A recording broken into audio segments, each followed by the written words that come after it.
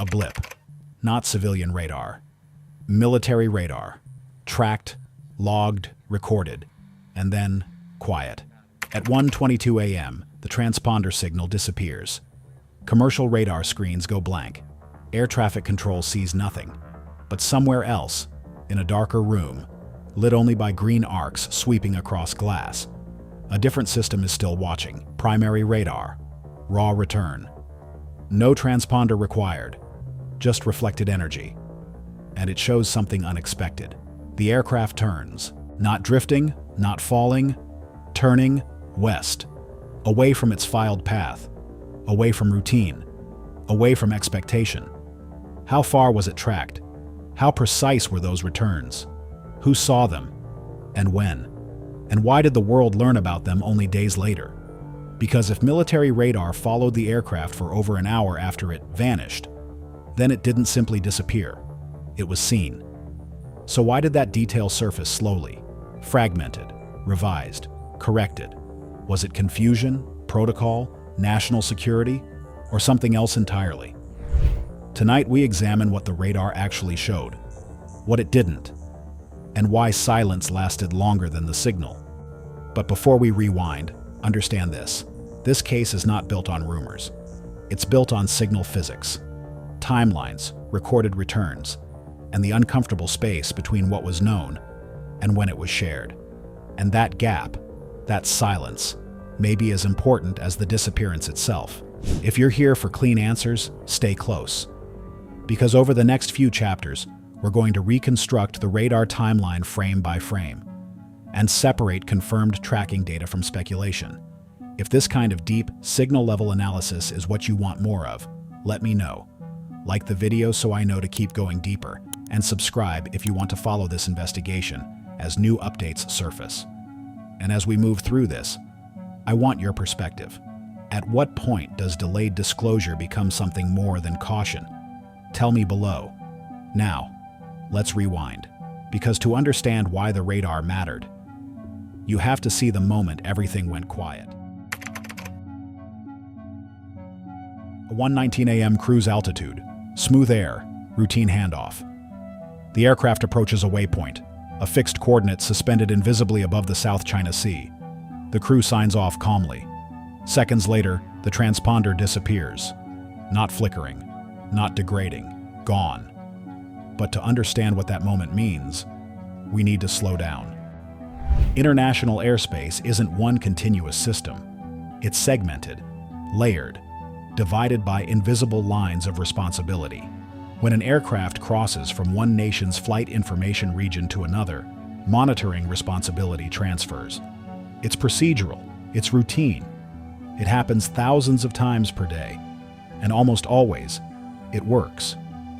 But that night, timing created a narrow seam, a seam wide enough for something to slip through. After the final sign-off, the aircraft is expected to check in with the next control authority. That check-in never comes. Controllers wait. At first, that's not unusual. Pilots sometimes delay by seconds, occasionally a minute. But this silence stretches. 5 minutes, 10, 18. During that window, the transponder stops transmitting. Secondary radar loses identification. Civilian tracking systems no longer display the aircraft. From a civilian perspective, the aircraft simply ceases to exist. No explosion signature, no distress code, no emergency descent profile, just absence. And absence in aviation is dangerous. But here's the critical detail. Civilian radar depends on cooperation. It requires the aircraft's transponder to reply. Military radar does not, and that difference changes everything. Military primary radar emits raw electromagnetic pulses. When those pulses strike an object, they bounce back. No transponder required. No cooperation necessary. Just reflection. If an object is large, like a wide-body jet, it returns a significant radar cross-section. Even without identification data, its physical presence is visible. According to official briefings released days later, military radar did detect an aircraft matching MH370's size and speed, after civilian systems lost it. But that acknowledgement did not come immediately. It emerged gradually, and in revisions. First, unidentified aircraft. Later, likely MH370. Later still, tracked crossing the peninsula. Why did that timeline shift? Was early analysis incomplete? Was classification delaying confirmation? Or was there internal uncertainty about what exactly had been seen? Balanced analysis requires restraint here. Radar returns are not photographs. Primary radar gives bearing, approximate range, speed estimation, but limited altitude precision. Early interpretations can change as data is reprocessed. That is normal in defense systems, but the delay still matters. Because in those early hours, public messaging suggested total disappearance.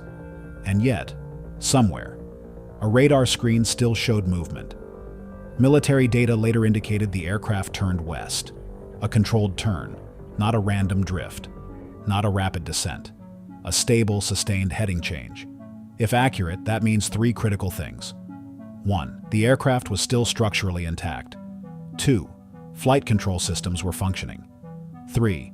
Someone, or something, was guiding it. That does not automatically imply malicious intent. There are scenarios where a crew diverts without broadcasting distress. But those scenarios usually involve weather, mechanical caution, immediate nearby airport. This turn did not head toward the nearest major runway.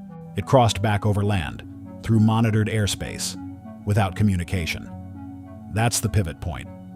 This is where the mystery transforms from lost aircraft to unexplained trajectory. Here is the balanced investigative dilemma. If military radar tracked the aircraft for over an hour, why wasn't that information immediately public? Possible explanations include data verification delay, cross-checking between agencies, concern about misidentification, protection of radar capabilities. All plausible. But silence has consequences. In the absence of data, speculation grows. In the absence of raw logs, narratives multiply. And once narratives harden, they rarely dissolve. This is not an accusation. It's a pattern seen in crisis communication repeatedly. Information withheld for caution can later resemble concealment. That distinction becomes blurred over time. At this point in the timeline, civilian systems show nothing. Military radar shows movement. No intercept aircraft are launched. No public alert is issued. And the aircraft continues west. The question now shifts, not just what happened, but what was known and when. And more importantly, what did decision makers believe they were looking at in real time? An emergency? A navigation error? A non-threat? Or something classified? Because perception dictates response, and response dictates outcome. We now know the aircraft was still flying. The next question is technical. If someone wanted to reduce detection, how exactly would they do it? Because what happened next wasn't random. It followed a sequence, a very specific one. The disappearance did not happen in a single moment. It happened in layers, like someone dimming lights, one circuit at a time. Layer 1, the transponder. A transponder is not a tracker, it's a responder. When civilian radar sends out a signal, the aircraft replies with flight number, altitude, speed, identity code. Without that reply, civilian controllers see only empty sky. Investigators later indicated that the transponder likely stopped transmitting manually. That conclusion is based on timing. It did not degrade. It did not flicker. It ceased abruptly. In normal operations, there is no reason to disable it mid-flight. And yet, it went silent seconds after the final radio call. Coincidence? Possibly. But the sequence matters, because minutes later, another system follows. Layer 2, ACARS, is quieter. It doesn't speak to controllers, it speaks to the airline. It transmits engine performance, fuel data, maintenance metrics, small packets, automated. Shortly after the transponder stopped, scheduled ACARS transmissions also ceased. Now, here's the nuance. ACARS can stop if power is interrupted. It can also be manually disabled. But the timing again appears deliberate, not hours apart, not randomly spaced, sequential. If a catastrophic failure had occurred, systems would likely fail simultaneously or chaotically. This was orderly. First identity, then maintenance reporting. The aircraft is still flying, but it is becoming quieter. Layer 3, satellite communication, SATCOM. Now we reach the most debated element. The satellite data unit did not send a formal log-off message. Normally, when a system shuts down properly, it informs the satellite network. That didn't happen. Instead, there was a brief interruption, a power reset. When power returned, the system performed what engineers later described as a log-on handshake. This handshake became the foundation of the long-range flight theory. But pause. That handshake suggests something specific. At some point, electrical power to the satellite communication system was interrupted. Not gradually, abruptly. There are multiple possible explanations. Manual power isolation, electrical fault, bus reconfiguration, generator disruption. Each scenario has different implications. But here is what investigators noted. The sequence, transponder, ACARS, SATCOM interruption, appears structured, not random. To understand the significance, we need a simplified model. A Boeing 777 has multiple electrical sources: engine-driven generators, auxiliary power unit, backup systems, battery reserves. If both main generators are lost, an emergency device deploys automatically. The ram air turbine, the RAT, it drops into the airflow and spins like a small propeller, generating limited power. Enough to keep essential flight controls operational, not enough to maintain full communication suite. Now here is the restraint point.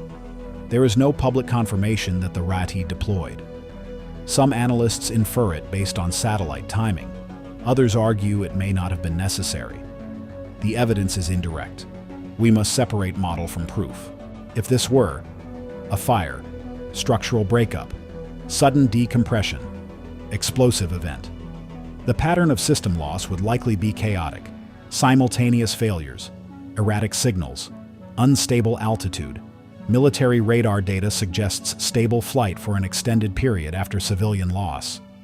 That suggests controlled systems, and if systems were controlled, then the silence was engineered, or at minimum managed. But engineered by whom? A crew responding to an emergency? An unauthorized individual? Or cascading electrical anomalies misunderstood as intention? Balanced analysis requires acknowledging all three. If someone wanted to reduce detection, would they disable identification first? Would they isolate data transmissions next? Would they attempt to preserve flight controls while minimizing external visibility? If yes, this sequence aligns. If no, then what natural failure replicates it so cleanly? That is the tension. There is a psychological trap here. Sequential does not automatically equal malicious. It can also equal procedural troubleshooting. Pilots isolate systems during smoke events, during electrical anomalies, during suspected fires. But those events are usually accompanied by emergency communication, squawk codes, attempts to divert. None were recorded. That absence deepens the anomaly. At this stage of the timeline, the aircraft is airborne. Civilian radar cannot see it. ACARS is silent. Satellite systems have reset. Military radar is tracking a westbound turn. It is no longer just missing. It is intentionally or functionally isolated. There is one more detail that intensifies this. The aircraft did not immediately descend. It maintained altitude, maintained speed, maintained trajectory. That suggests stable flight management. Autopilot, manual control, hybrid input. Investigators attempted simulator reconstructions. Results varied. Autopilot could replicate portions. Manual input matched others more precisely. No single mode explained every turn. That ambiguity matters, because it prevents certainty. Inside that cockpit, at that hour, there were human beings, highly trained, familiar with systems, accustomed to checklists. If something was wrong, they would have recognized it. If something was deliberate, they would have understood its implications. And yet, there is no voice, no call, no code, only systems going quiet. By the end of this sequence, the aircraft was still flying, But it was no longer participating in global aviation infrastructure. It had withdrawn from the network. In modern aviation, that is nearly unprecedented, because aircraft are designed to be visible, redundant, trackable, monitored continuously.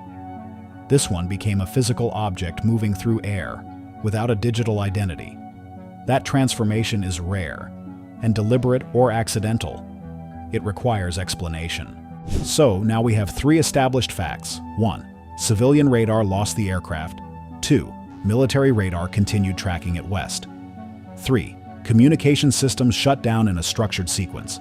The next phase isn't about systems, it's about people. Because radar returns and electrical buses don't act alone. Human decisions do.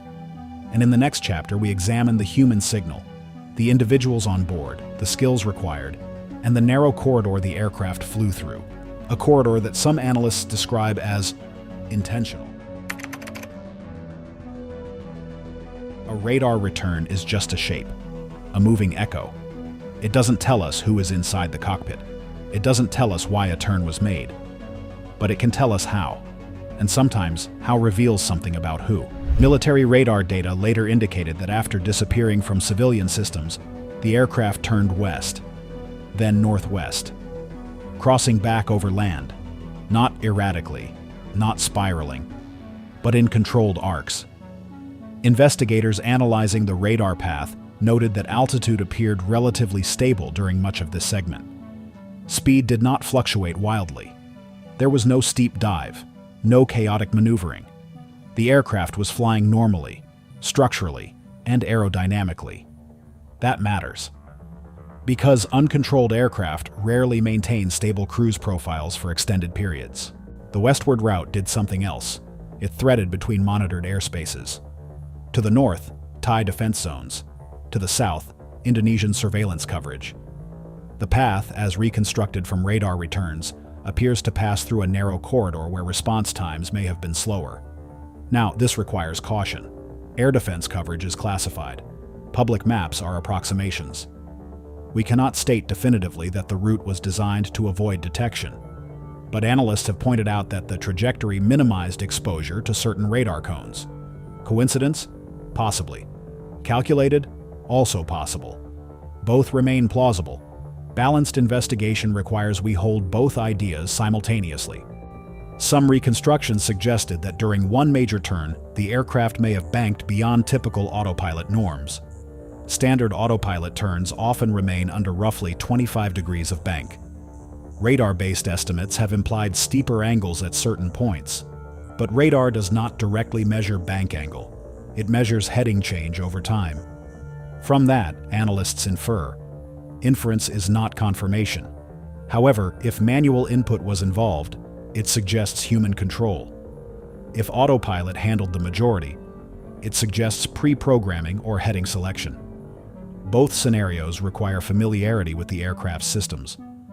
A Boeing 777 is not intuitive machinery. It requires training, system knowledge, procedural awareness. Let's consider skill neutrally. 2. Disable systems in sequence. Execute coordinated turns. Maintain altitude stability. Navigate across regional airspace. One would need aviation knowledge. That does not automatically mean malicious intent. It could mean attempted diversion, controlled response to onboard issue, intentional repositioning for unknown reason.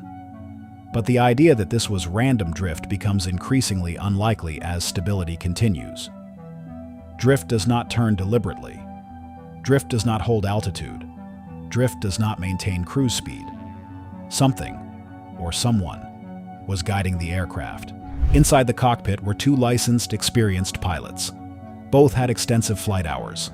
Both were trained in emergency protocols.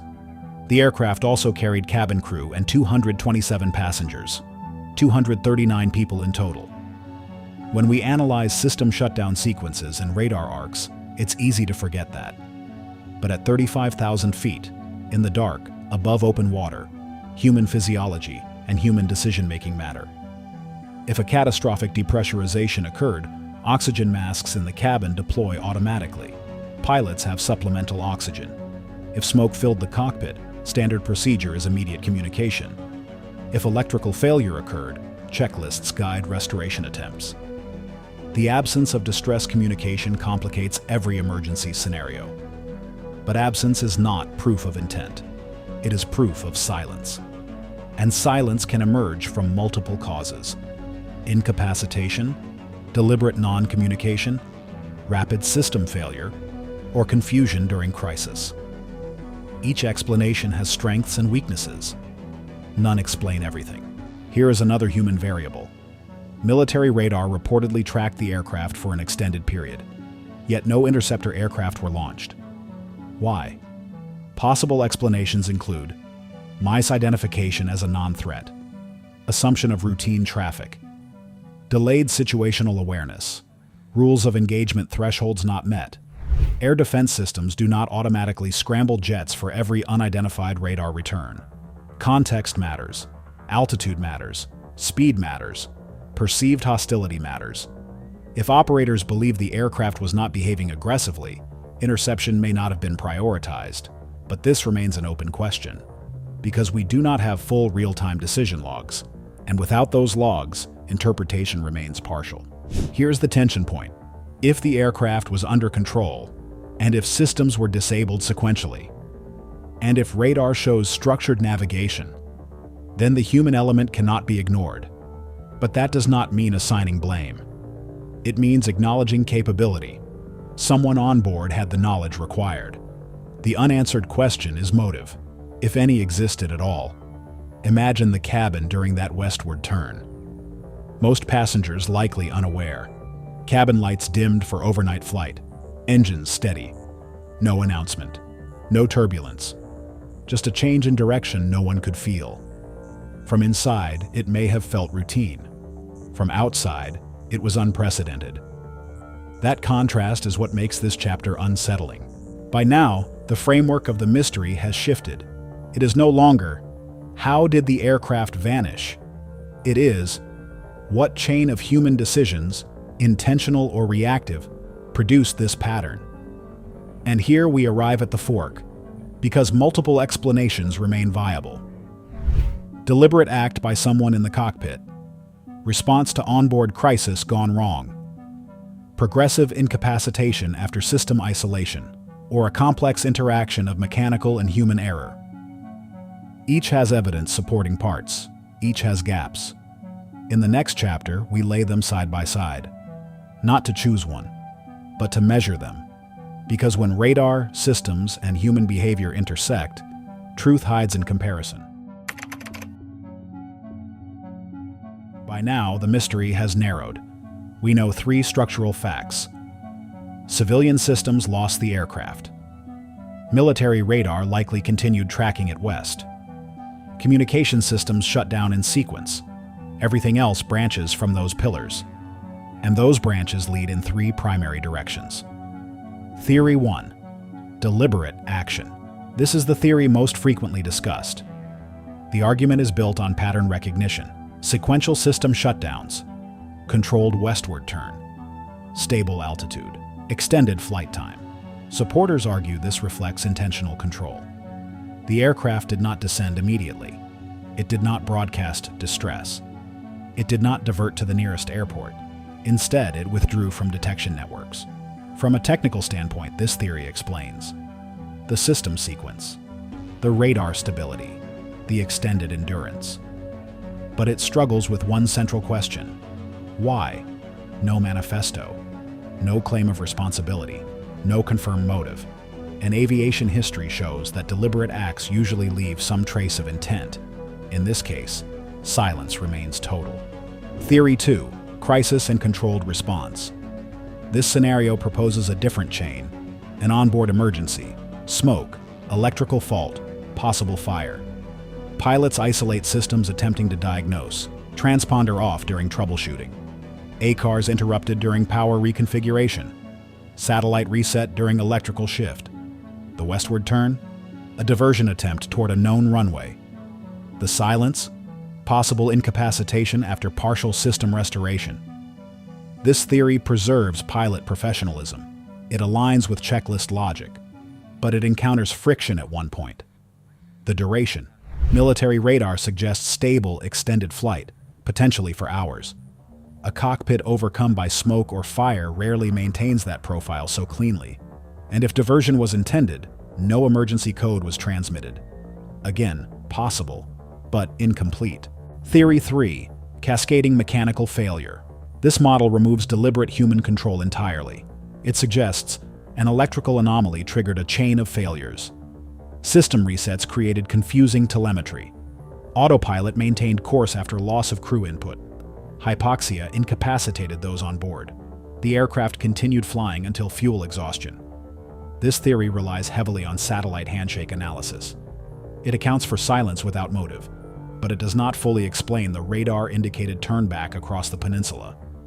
Autopilot does not spontaneously reroute without programmed input. Mechanical failure rarely produces ordered shutdown across independent systems. And while hypoxia explains silence, it does not easily explain trajectory. Now we return to the core of this video. Military radar tracked the aircraft. That is acknowledged in official briefings. The delay in disclosure can be explained through data verification, interagency confirmation, national security review, classification concerns. Those are not extraordinary processes. They are standard in defense environments. But here is the unresolved tension. If radar tracking confirmed sustained flight, why was interception not initiated? Perhaps operators misidentified it. Perhaps it did not meet threat thresholds. Perhaps situational awareness lagged during early uncertainty. None of these imply conspiracy, but they do imply systemic blind spots. And that distinction matters. One quiet contradiction lingers. Military radar, precise in range and heading, was not released in full detail. Satellite handshake data, less precise in location, became the backbone of the search. This does not prove concealment. It may reflect classification constraints, but it shaped public understanding. The most concrete radar system available remained partially opaque, and opacity invites suspicion, not because it proves wrongdoing, but because it prevents closure. This case exposes something deeper than one aircraft. It reveals how modern aviation depends on layered systems. Civilian cooperation-based tracking, military surveillance, satellite telemetry, human response coordination. When those layers desynchronize, even briefly, gaps appear. And in those gaps, aircraft can vanish. Not invisibly, but bureaucratically. 239 people boarded that flight. Families waited. Investigators searched oceans. Governments issued updates. Years passed. Fragments washed ashore. But the core remains absent. No cockpit voice recorder. No flight data recorder. No fuselage field. Just models and probabilities. And radar returns that raise more questions than they settle. So what do we actually know? The aircraft was visible to military radar after civilian loss. The communication systems shut down in sequence. The flight path changed deliberately or procedurally. Satellite data suggests extended flight southward. What we do not know: the initiating event. The motive, if one existed. The final resting place with certainty. The full real-time military decision chain. And that gap between known mechanics and unknown cause is where this mystery lives. If military radar tracked the aircraft, then the disappearance was not instantaneous. It was observed, monitored, watched. The question is not whether someone saw it. The question is what they believed they were seeing. An emergency? A routine anomaly? Or something that did not yet register as extraordinary, because perception shapes response, and response shapes history. More than a decade later, the ocean still holds its answer. But perhaps the real lesson isn't about a single flight. It's about the thin seams in complex systems, and what can pass through them unnoticed. If another aircraft one day enters that same silence, will the outcome be different? Or are we still relying on the same fragile layer?